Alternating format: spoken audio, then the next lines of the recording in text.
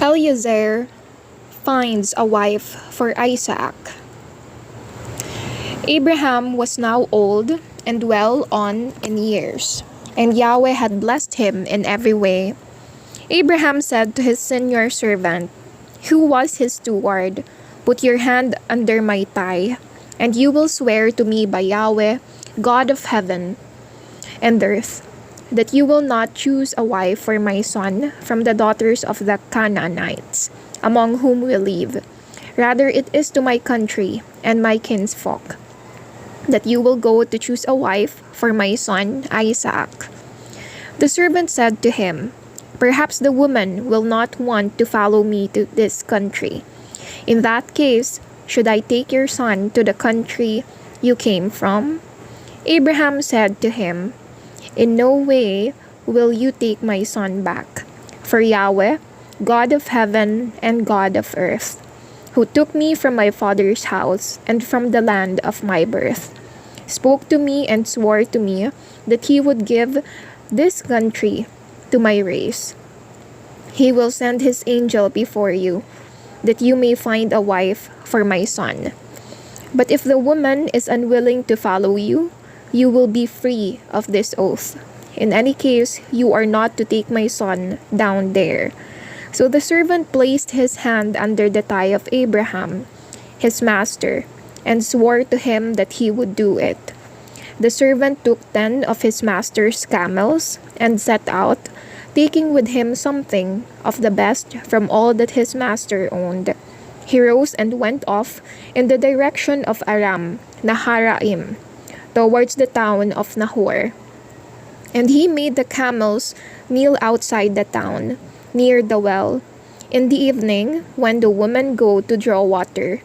The steward then prayed, "Yahweh, God of my master Abraham, be with me and show your loving kindness to Abraham, my master.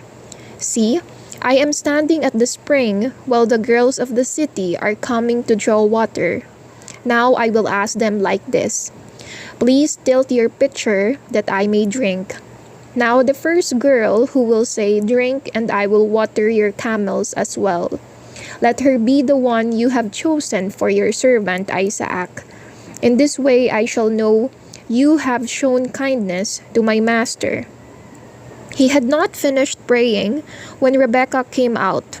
She was the daughter of Bethuel, son of Milcah, wife of Abraham's brother, Nahor. She had a pitcher on her shoulder. The girl was very beautiful and a virgin, for no man had lain with her. She went down to the well, filled her pitcher, and came up again. The servant ran to meet her and said, "Please, let me drink a little water from your pitcher." She said, "Drink, my lord," and at once, lowering her pitcher to her hand, she let him drink.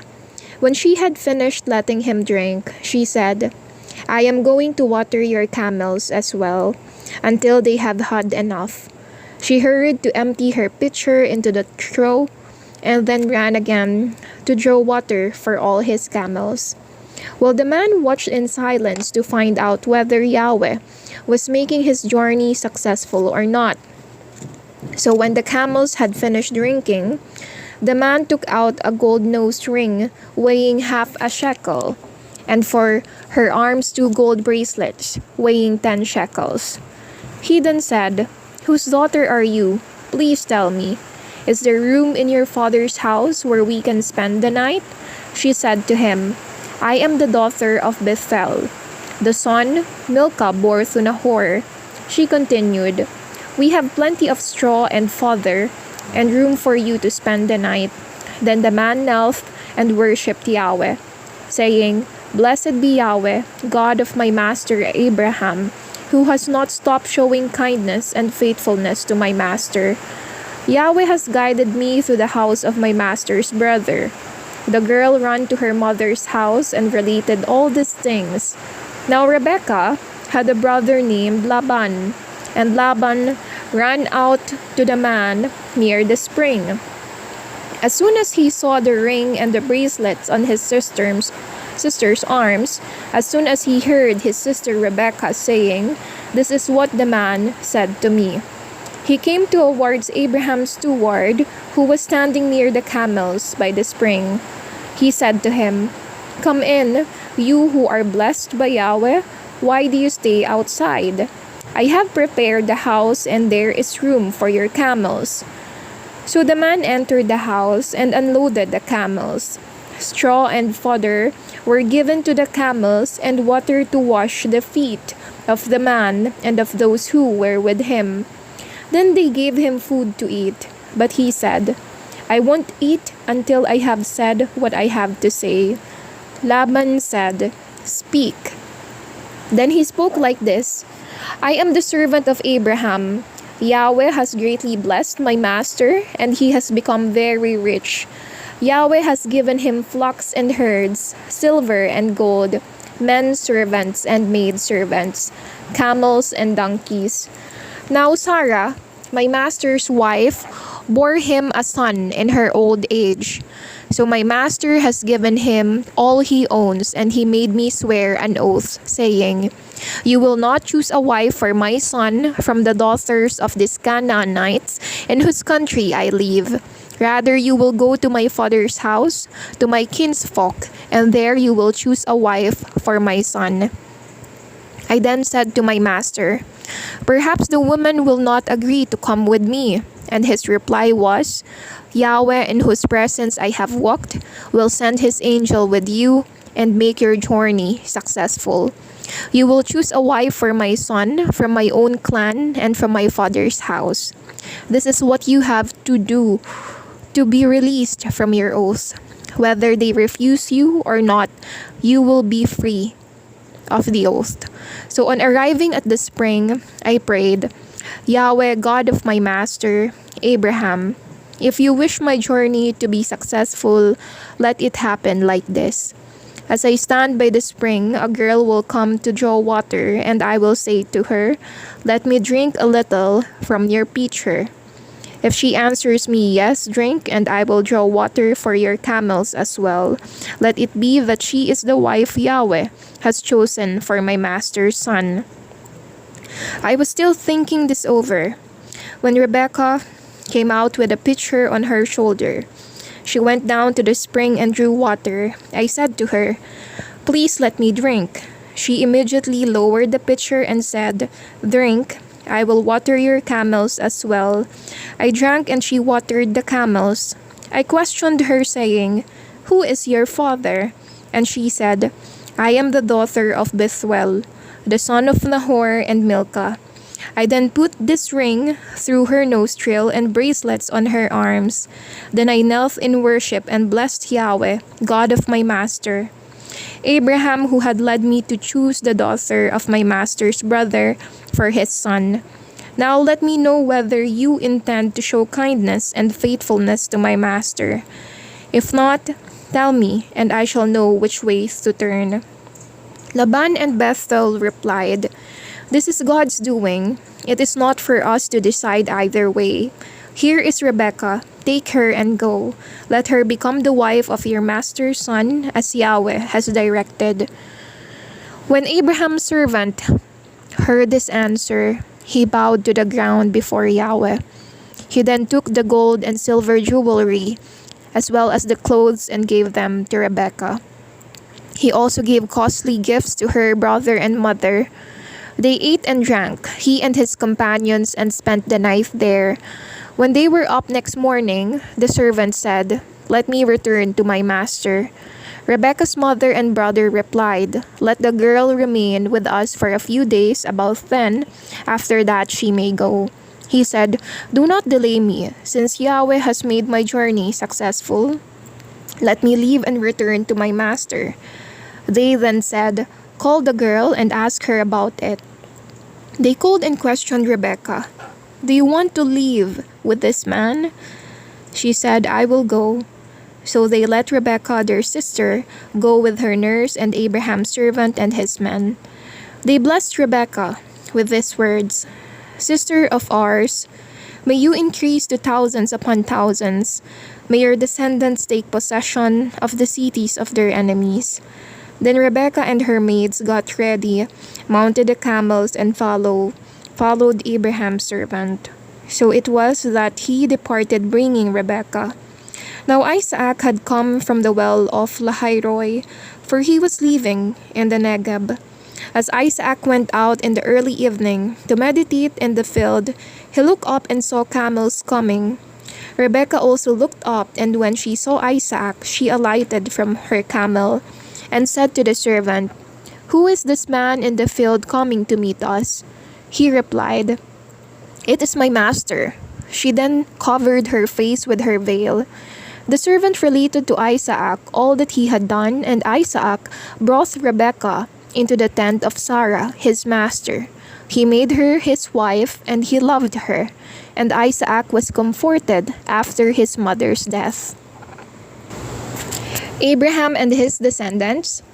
Genesis chapter 25. Abraham married another wife named Keturah.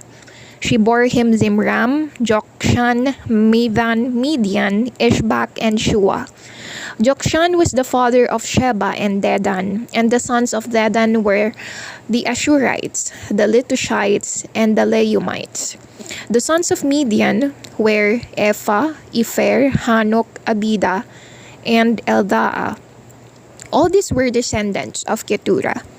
Abraham left everything he owned to Isaac. To the sons of his concubines, Abraham gave presents, and as long as he lived, he sent them away from his son Isaac to the land of the east. Abraham had lived 175 years. Then at a good old age, Abraham breathed his last. An old man after a full span of years, and was gathered to his ancestors. His sons Isaac and Ishmael buried him in the cave at Machpelah, in the field of Ephron, the Hittite son of Zohar. This was the field near Mamre, that Abraham both from the Hittites. Abraham and his wife Sarah were buried there. After Abraham's death, God blessed his son Isaac, who lived near the well of Lahairoi. There are the descendants of Ishmael, the son of Abraham, and Hagar, the Egyptian. These are the names of the sons of Ishmael in order of their birth.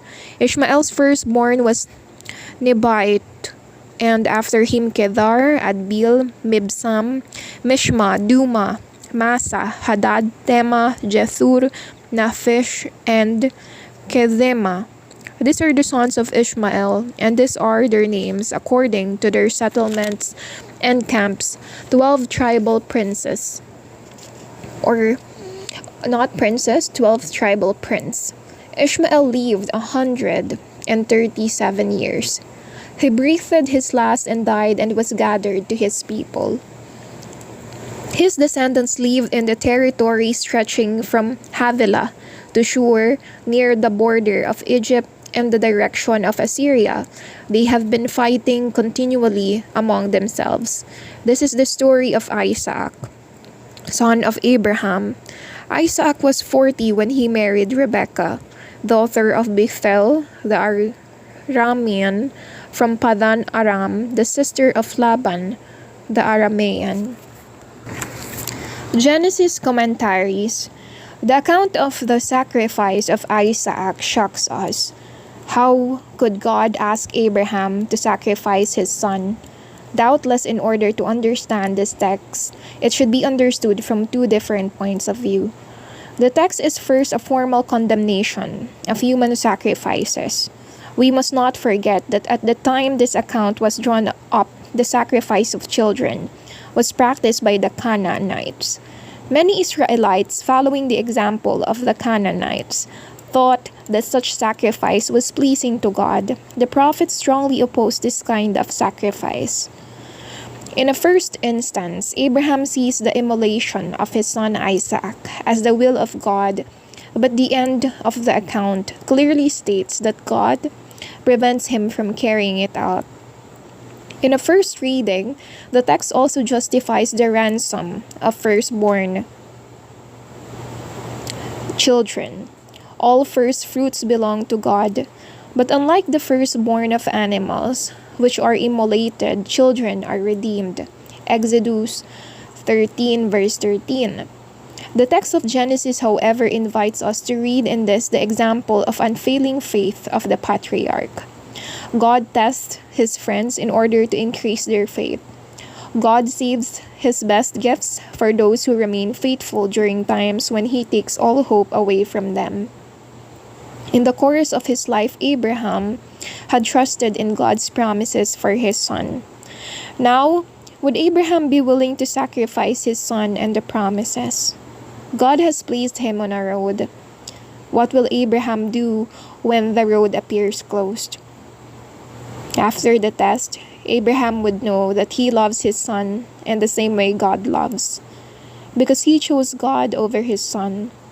We know without doubt that God approves our dedication to a particular task if on some occasion we have shown that we are willing to let go even of that task if God wills it so. Likewise, when our hope in God's promises seems to fall to pieces, only true love can keep us faithful. But no explanation can soothe our wounded sensibilities on seeing how God imposes on Abraham the most costly sacrifice for a father. Is there no other way to bring us to perfect love? Though Abraham is a believer and God's friend, he is also a sinful man, and only surgery can purify his heart. Here it is Abraham who dies, not Isaac, and yet through his sacrifice, Abraham achieves life. See Luke 17 verse 33, Romans 4 verse 17, Hebrew 11 verse 19. The Christian tradition has seen in this account of Abraham sacrificing his son a prefigurement of God the Father giving his own son to save sinners. Though the term sacrifice, suffering, love have not the same meaning for God as for ourselves, we should not think that an indifferent and pitiless God asks of us sacrifices of which he has no experience. Romans 5 verse 8, 8 verse 32. Abraham travels throughout Palestine without ever having a place of his own. Hebrews 7 verse 9. He holds everything as a promise. Sarah's death, however, gives Abraham the opportunity to lease to buy a place for her burial. You will not choose a wife for my son from the daughters of the Canaanites among whom we live. Isaac is the son of the promise, and faithfulness to this promise is Abraham's great concern. The marriage of his son to a Canaanite woman, whose people are accustomed to pagan worship, would endanger this faithfulness. To belong to Abraham's family and to become the mother of the chosen people, Rebekah must also give up her home and her land.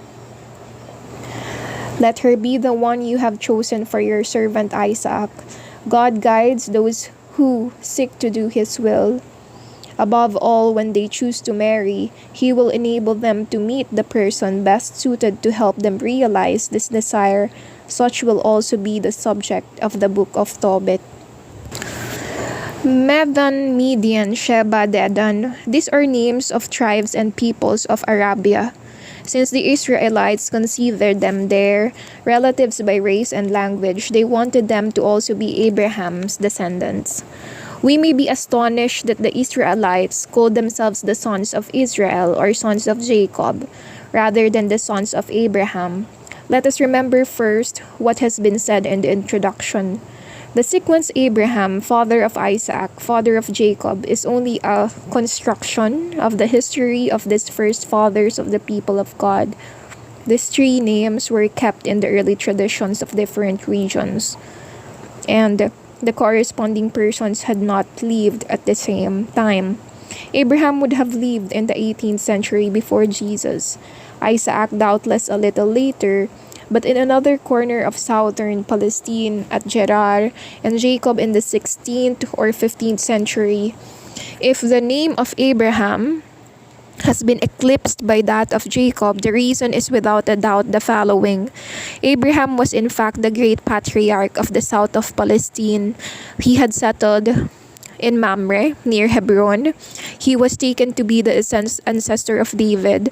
Did David not reign in Hebron? Popular traditions recounted in the Bible come from the tribes established in central Palestine, where the powerful kingdom of Israel would be established after the schism. Then it seems that in this northern kingdom, the figure of Abraham was demoted, with the first place given to Israel, Jacob. Then they had 12 tribes descending from the 12 sons of Jacob. Two nations are in your womb. Version 23. We must not forget that in this story, each character represents a group of people bearing the same name. Jesus, uh, I mean, just as Jacob, Israel was considered the ancestor of the Israelites. So Esau or Edom, 25 verse 31, was considered the ancestor of the Edomites, neighbors and rivals of the Israelites. These chapters show the freedom of God who chose the Israelites rather than the Edomites to be the instrument of his salvation. Even among the Israelites, God chooses whom he wants to be put in charge of a more or less transcendent mission. In this chapter, we are given 3 reasons for the rejection of Esau. A passage in chapter 25 shows Esau to be guilty. He himself scorned his sacred rights as eldest son. Another passage, 26 verse 34, mentions his marriage to foreign women. A third passage in chapter 27 shows how God takes advantage of one of Jacob's tricks to achieve his goals. The Israelites were not very scrupulous about lying. For them, Jacob's trick only showed that he was determined to get God's promises by any means, and in so doing, he becomes deserving of these promises. In Hebrews 12 verse 16, Esau will be mentioned as an example of a godless person, one who sells God's blessing for a meal. How many lost opportunities in our own life, stupid things in life have bewitched us and caused us to miss what alone is worth keeping. About verses 7 to 11, see 20 verse 2 in chapters 12 to 33, we become acquainted with 2 realities in the lives of the patriarchs. They are nomads who live in tents. They roam in search of water and dig wells. See 21 verse 21 to 34. They live in camping tents, that is to say, as transients without a permanent home. The Bible appreciates the work of people who build something lasting in this world. Those who found a home, plant a vineyard, or build a house are praised. Deuteronomy 20 verse 5 to 7. Since all of this is connected with the creative mission of women and men, yet the Bible also remembers the nomadic life of Israel's forefathers as an ideal which should not be lost. Jeremiah 35. The believer does not become attached to anything in this world, to family, homeland, or lifestyle. He pitches his tent wherever he can but does not settle in any one place. Living as a stranger in this world, it will be easier for him to encounter God, who also passes as a stranger among us. In John 1 verse 14, the exact translation should be, the word pitched his tent among us. See Exodus 33 verse 7, 40 verse 34, 2 Samuel 7 verse 7, Sirach 24 verse 8, 2 Corinthians 5 verse 1 to 4, 1 Peter 2 verse 11. The patriarchs dig wells. They do not find fountains of spring water in the desert.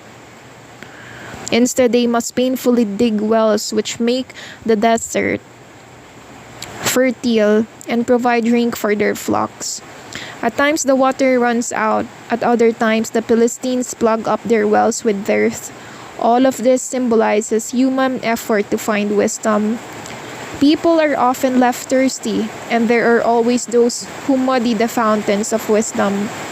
People will run from one well to another until Christ gives them the spring water springing from the rock which is himself. See Exodus 17 verse 1, John chapter 4 verse 5 to 10, 7 verse 38, 1 Corinthians 10 verse 4, Jeremiah 2 verse 13. The birth of Esau and Jacob, chapter 25, verse 21 to 34. Isaac prayed to Yahweh for his wife because she could not have children. Yahweh heard Isaac's prayer, and Rebekah, his wife, conceived. As the children struggled together within her, she said, "If it is like this, why do I continue to live?" She went to consult Yahweh, and Yahweh said to her, "Two nations are in your womb, and two peoples will be born of you. One nation will be stronger than the other, and the elder shall serve the younger." When the time came for her to give birth, there were twins in her womb. The first to be born was red, and his whole body was like a hairy garment, so they called him Esau. Then his brother was born, and his hand had gripped Esau's heel, so he was named Jacob. Isaac was 60 at the time of their birth. When the boys grew up, Esau became a skillful hunter, a man of the open country. Jacob was a quiet man living in tents.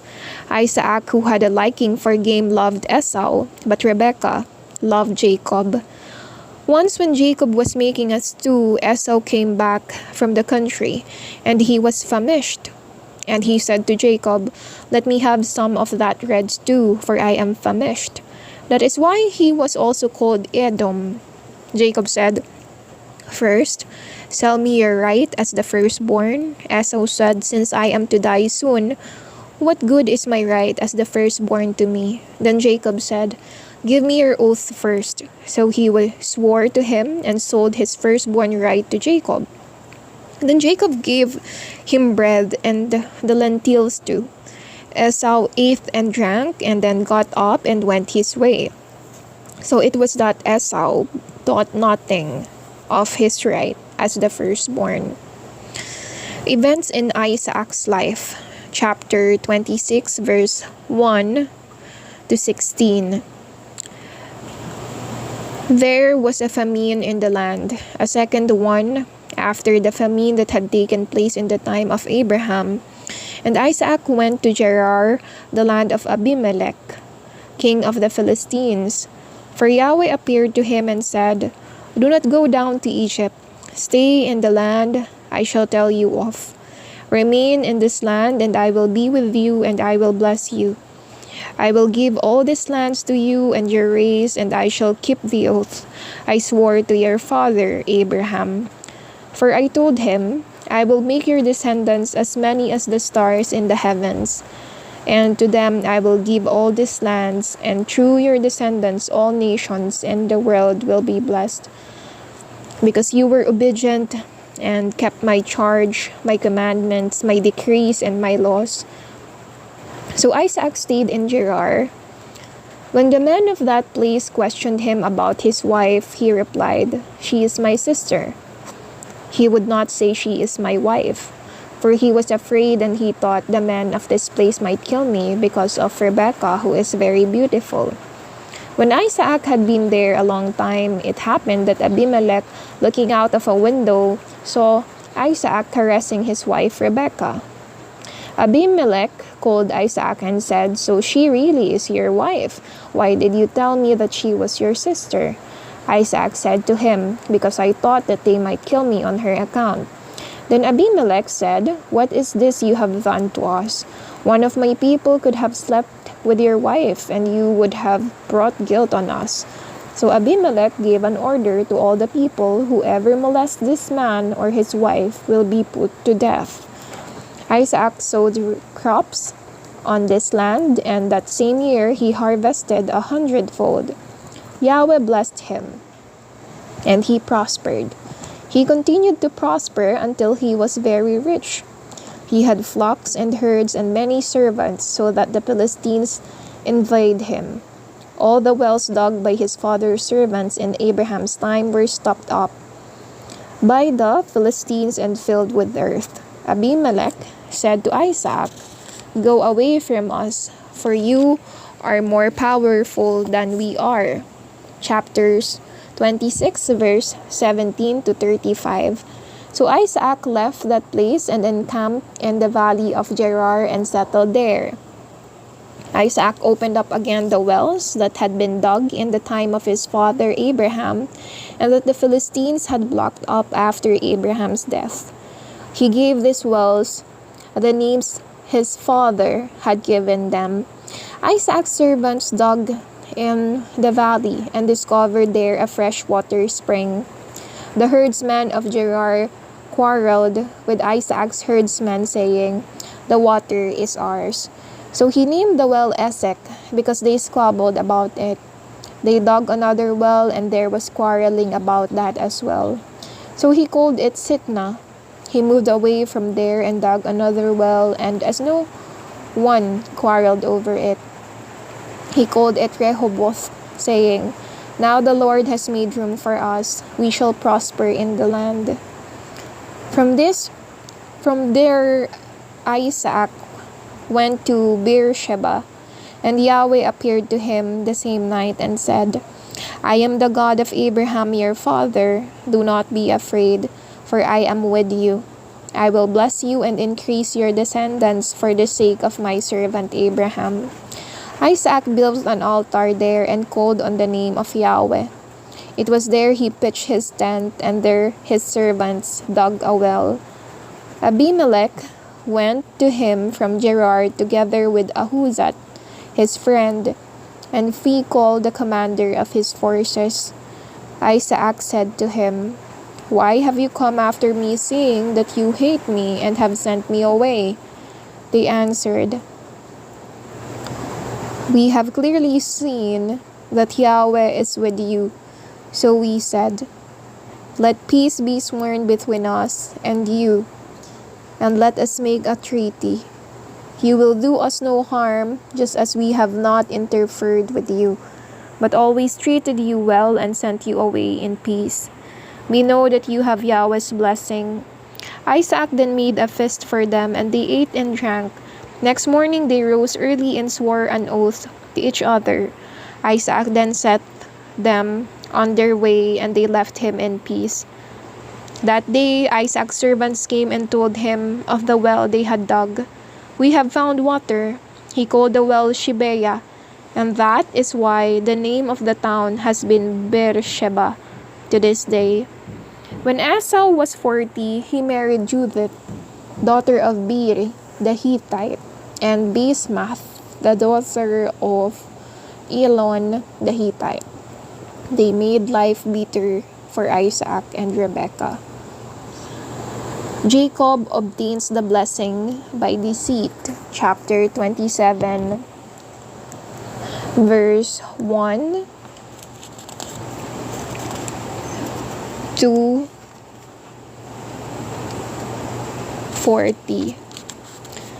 When Isaac was old and his eyes so weak that he could no longer see, he called Esau, his older son, and said to him, "My son, here I am." He answered. Isaac continued, "You see, I am old and I don't know when I shall die. So take your weapons, your bow and arrow, go out into the country and hunt some game for me. Then prepare some of the savory food I like and bring it to me, so that I may eat and give you my blessing before I die." Now Rebekah was listening when Isaac spoke to his son Esau. When Esau went into the country to hunt game and bring it back, Rebekah said to her son Jacob, "I heard your father saying to your brother Esau, 'Bring me some game and prepare food for me, that I may eat and bless you before Yahweh before I die.' Now my son, listen and do what I command you.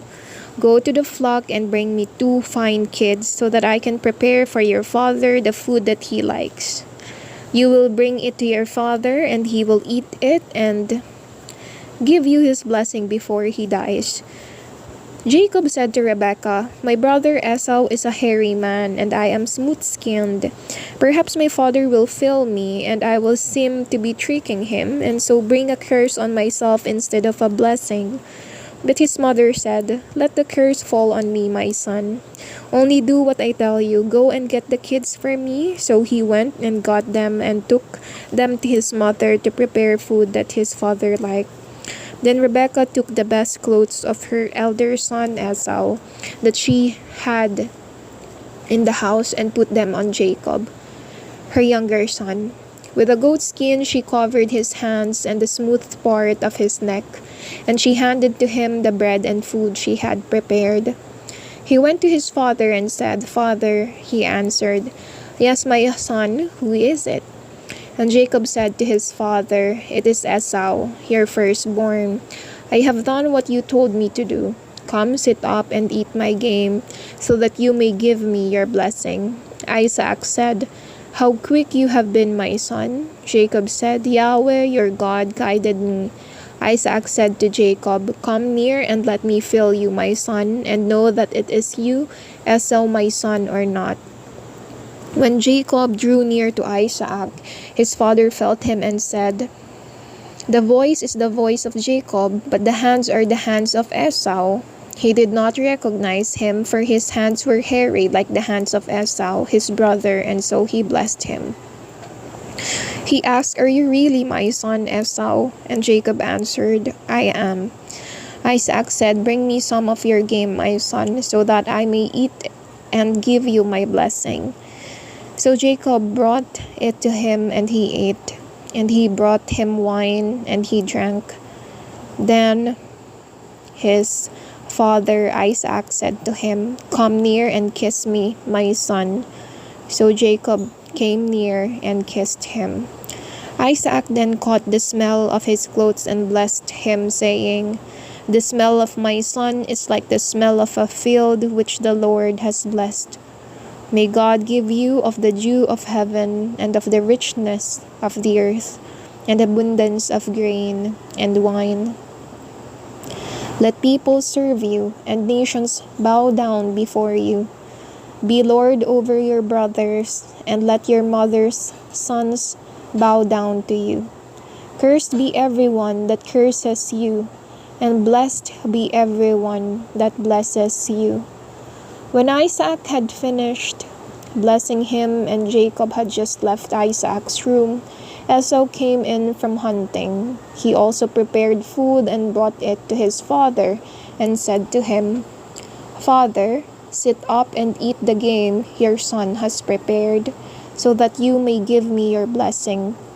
Isaac said, "Who are you?" "I am your son, your firstborn, Esau." Isaac trembled violently and said, "Who was it then that hunted game and brought it to me?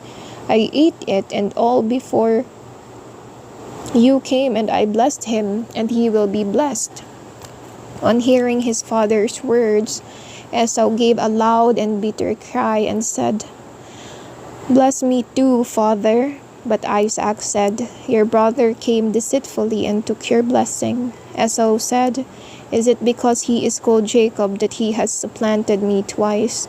First he took my birthright, and now he has taken my blessing." Then he asked, "Haven't you kept a blessing for me?" Isaac answered Esau, "I have made him your lord. I have given him all his brothers as servants. I have provided him with grain and wine. What can I do for you, my son?" Esau said to his father, "Have you only one blessing, father? Bless me too." Then Esau wept aloud. Isaac then gave him the answer, "Your dwelling place shall be far away from the richness of the earth, away from the dew of heaven above. You shall live by your sword, and you shall serve your brother. But when you win your freedom, you will throw off his yoke from your neck." Jacob flees to the house of Laban. Chapter 27, verse 41 to 46. Now Esau continued to hate his brother because of the blessing his father had given him, and he thought to himself, "The time of mourning for my father is near. I shall then kill my brother Jacob." When Rebekah was told what her elder son had said, she sent and called her younger son, Jacob, and said to him, "Your brother Esau is consoling himself with the thought of killing you. Now, my son, listen to me and flee to Laban, my brother in Haran. You will stay with him for a time until your brother's fury has cooled. And when he has forgotten his anger and what you did to him, I will send someone to bring you back. Why should I lose both of you on the same day?" Rebekah said to Isaac, "I am weary of my life because of the Hittite women. If Jacob marries a woman from this land, a Hittite like this, what value is there left in life for me?" Isaac summoned Jacob and blessed him and commanded him. Chapter 28, verse 1 to 9. Do not marry a Canaanite woman. Go to Padan Aram, to the house of Bethuel, your mother's father, and choose a wife for yourself from the daughters of Laban, your mother's brother. May God Almighty bless you and make you increase to become a group of nations. May He grant you and your descendants the blessings of Abraham, so that you may take possession of the land where you live now, and that Yahweh gave to Abraham. Isaac sent Jacob away, and he went to Padan Aram to Laban, the son of Bethuel the Aramean, brother to Rebekah. Esau saw that Isaac had blessed Jacob and sent him to Padan Aram to choose a wife for himself, and in blessing him had commanded him, "Do not marry a Canaanite woman." And in obedience to his father and mother, Jacob had gone to Padan Aram. So Esau understood how displeasing the Canaanite women were to his father Isaac. So he went to Ishmael and chose a wife for himself, besides those he already had, Mahalat, daughter of Ishmael, son of Abraham, and sister of Nebaioth. Jacob's dream, chapter 28, verse 10 to 22. Jacob left Beersheba and set out for Haran. When he reached a certain place, the sun had set, and he spent the night there. He took one of the stones that were there, and using it as a pillow, he lay down to sleep. While Jacob was sleeping, he had a dream in which a ladder stood on the earth with its top reaching to heaven, and on it were angels of God going up and coming down. And Yahweh was standing there near him and said, "I am Yahweh, the God of your father Abraham, and the God of Isaac. The land on which you sleep I give to you and your descendants. Your descendants will be numerous like the specks of dust of the earth, and you will spread out to the west and the east, the north and the south. Through you and your descendants all the nations of the earth will be blessed. See, I am with you, and I will keep you safe wherever you go. I will bring you back to this land and not leave you until I have done what I promised." Jacob woke from his dream and said, "Truly Yahweh was in this place, and I was not aware of it." He was afraid and said, "How full of awe is this place! It is nothing less than a house of God. It is the gate to heaven." Then Jacob rose early and took the stone he had put under his head and set it up as a pillar and poured oil on the top of it. He named that place Bethel, although before that it was called Luz.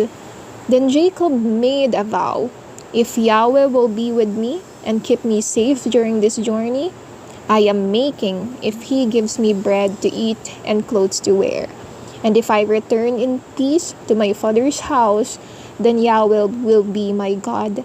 This stone which I have set up as a pillar will be God's house, and of all that you give me, I will give back a tenth." Commentaries. Jacob left Beersheba and set out for Haran. Jacob goes to the land of his ancestors in search of work and a wife. On the road, he has a vision in which God renews his covenant with him. Unlike Abraham, whom God called when he was already old and who knew the value of life, Jacob is a young man who becomes aware of his vocation gradually. First, he buys the rights of the firstborn from Esau, whom he has judged and considered irresponsible, but he still does not know the price of God's blessing to his fathers. Then his mother has to give him courage so that he can take the risk of stealing the blessing. He lets her persuade him, and only afterwards does he understand the consequences of his action. He has to escape in order to save his life. But just when Jacob has to face the hazardous life of a foreigner and a fugitive, he meets God, and for the first time he becomes conscious of his own responsibility. He is the bearer of God's promises to the world. People become responsible when they realize that they are accountable to others and must answer for their actions. Jacob understands that he will be accountable to the God who has chosen him. Yahweh was in this place. Jacob, alone and defenseless, goes to sleep near a city inhabited by strangers. But God renews with him the promises made to his fathers and assures him of his protection. Someday this land will be his. This is the gate to heaven. Jacob has seen the heavens open and the angels of God forming a living bridge between heaven and earth. This is an image of the communion with God which people seek in vain with their various religions. This may give us some external knowledge of God and satisfy our religious instincts. Even if we interiorize our search for God, we are sinful people who cannot find His inner presence without being called by Him. The only bridge between God and humankind is Christ, Son of God become man, both God and human. Later, in referring to this text, John 1 verse 51, Jesus will declare that He is the gate to heaven because in Him, God has embraced humanity. He called it Bethel. Here, as in previous chapters, we find popular legends. Bethel means the house of God, and the biblical author contributes to Jacob this naming of the place as well as the custom of paying a tithe to the temple of Bethel. This had been built many centuries before Jacob. Dreams. All of us are impressed by dreams and we try to interpret them.